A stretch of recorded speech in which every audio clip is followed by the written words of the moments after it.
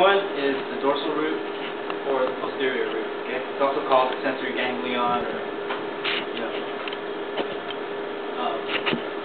So then, like I was saying, gray matter, white matter, right in the middle, and through the central canal. Okay, and that's continuous with the ventricles, so that's where cerebrospinal fluid goes down through the rest of the spinal cord.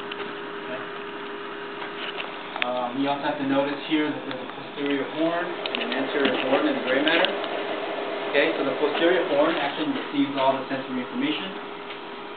The anterior horn receives all of the motor neurons. Okay. Those are the motor neurons, and the sensory neurons contact, or the sensory neurons terminate. Okay. Each section is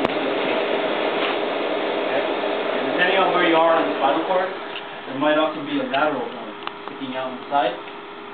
You see that? You know you're in the thoracic or the very beginning of the lumbar section, okay? But those actually control your limbs. That's why there's a lot of organization in your brain and your spinal cord. So the lateral would actually move your limbs, which is why it would be in the thoracic and the lumbar section, right? To move your hands and feet. There's also these two lines right here. The one in the back is the posterior septum. The one in the front is the anterior fissure. Okay. So that's what you would see in a typical cross section of a spinal cord. Okay. There's also the meninges as well. Okay. So you used to have pia mater, the dura mater, racema mater, and the additional layer actually is epidural, which we can talk about later. Okay. Okay, so the spinal cord is similarly named according to the vertebral spine, okay? But the length of the spinal cord is a lot shorter than the length of the vertebral bone. So if you have a let's say you have a L5 vertebral bone, it's not the same as an L5 on the spinal cord, okay? Keep that in mind. You see here, and it terminates roughly in the lumbar section, right? But here, the lumbar section, here's the sacral section. So the sacral section is actually on the higher portions on the spinal cord, which I'll show you in a second. Okay? So there's 31 spinal nerves, right? The first 8 are in the cervical region, so they just serve the neck. Okay? So there's 8 that serve the neck. The next 12 is the thoracic. Okay, so that's 8, 12 thoracic. And then the next one, well, this is to show you a close-up view, and some of the thoracic nerves, okay? They call it intercostal nerves. Okay? From there, you have the lumbar section. Like I was saying, here on the cord, it looks like it's obviously higher than where you would expect it to be, right? That's because development is slower in the spinal cord. It doesn't follow the actual vertebra as it's going out. Okay? So that's the next 5. So you got 8, 12, 5. Okay? And another 5 for the sacral part. Okay? So that's the next 5, the sacral part. This next part is called the conus medullaris. That's where the spinal cord officially terminates, okay? Just think cone, and you can figure out the name, right? Conus medullaris. You can imagine like an ice cream cone. Then you can immediately determine that that's the cone. So you don't confuse it, right? Any questions before I go on? Everybody good? Alright. I'm going to talk about the plexuses and the individual nerves on a model, so I won't go over it on these presentations, okay? But there's this medial line coming down from the conus medullaris, and that's the filum terminale interna. So you have to know that one. Filum. The filum terminale interna. Filum terminale. Okay? What's that? Yeah. Okay. Not clear.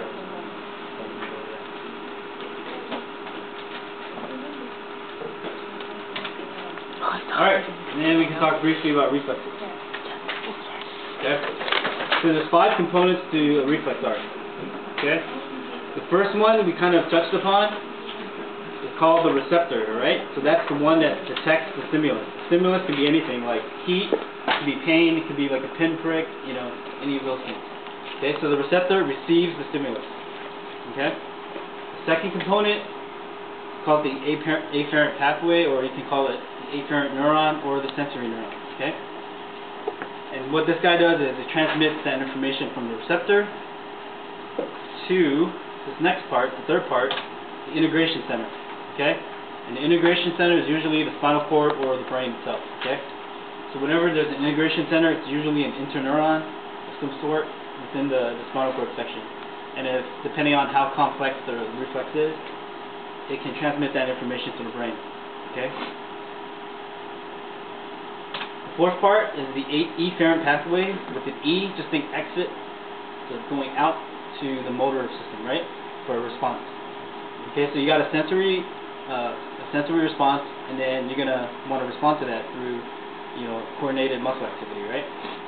So it's a motor response. You can also call it the motor neuron or the efferent neuron. Okay. And again, they carry impulses away from the integration center towards this last part. The fifth part called an effector. Okay. An effector is usually a muscle or a gland. It can be skeletal muscle, smooth muscle, or glands. So it elicits some kind of response to the stimulus, right?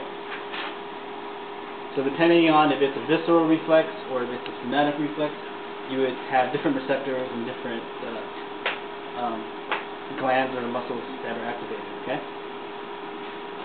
Any questions before we go on? So 5 components of reflex, right? Just wanted to give you an example of a reflex arc. So these are all the components, right? Skin in this case is obviously where the receptor is located, just below it, right there, it's the receptor. Again, you have the sensory neuron, which is the afferent pathway, where it synapses with the integration center, and then from there it goes out to the effectors, right? There's different types of reflexes, so I just wanted to talk briefly about monosynaptic versus polysynaptic. Monosynaptic reflexes, these are the ones that have only one synapse. Mono meaning one. Synapse, you guys know what a synapse is. Okay? So what you would see in a monosynaptic reflex is a sensory neuron contacting a motor neuron directly. There is no interneuron to synapse with. Okay? So it's a direct connection from sensory to motor. Okay? Polysynaptic, you would see more than one synapse. Poly meaning more than one, right? So polysynapse, meaning more than one synapse. You have usually a synapse with some interneurons. Okay? So that's how you can tell whether it's monosynaptic versus polysynaptic. Spinal or cranial, I won't talk too much about because you guys are kind of familiar with cranial nerves versus spinal nerves. They're different systems, right? Somatic versus autonomic.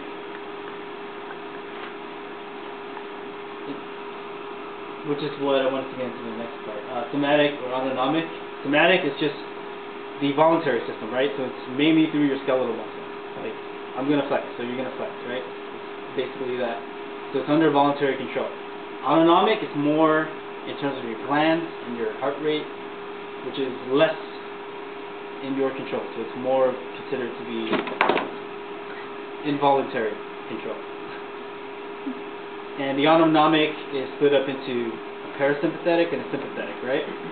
So those are the 2 sections that I wanted you guys to know from that handout that I just handed out to you guys, okay? Those 2 divisions. Sympathetic is the fight or flight response, okay? And I want you to know which organs are active, which organs are shut down during that time.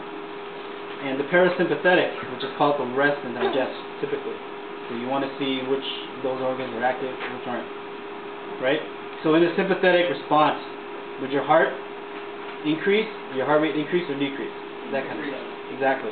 In a parasympathetic response, would your heart decrease or increase? Or just not doing it? Yeah, decrease. Because you're resting. Yeah. Okay, so that kind of stuff.